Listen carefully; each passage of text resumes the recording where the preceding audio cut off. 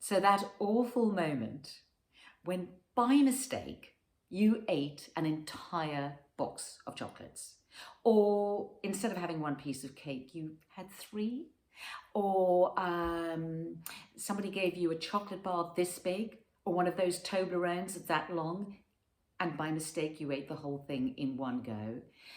And you know what? It happens to us all. I've done it. I mean, I've eaten three pieces of cake in my life. I often have. And the worst thing is what it does to our bodies. You know, you feel slightly sick afterwards, or you feel grossly full or something. But what happens is our blood glucose has this awful spike, and it's not good for our health. So is there anything you can do to mitigate the damage?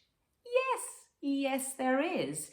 So, okay, you've had a major overindulge, you didn't mean to do it, it wasn't on your plan, you maybe lost a couple of pounds last week, or you maybe have been eating healthily, you don't normally do it, it's happened, what do you do? Well, first of all, you go straight to the kitchen, you get out a bottle of vinegar. I would go for apple cider if you've got it, but any vinegar will do. Put a tablespoon in a big glass of water and you drink it immediately. Now, the thing with vinegar, because I have spoken about drinking vinegar before, is some people believe it can be harmful to your teeth. So they say that it's best to drink it through a straw. So that's just a little side note. Now, it's definitely better, because I've mentioned in another video before that it's good if you know you're going to be having a big meal, or a very rich meal, or a meal with lots of carbs. It is good to actually have this vinegar drink before the meal, because that will help flatten the glucose spike. But it will work as well if you do it afterwards. So if you do that, that will help the glucose not spike too high. So do that.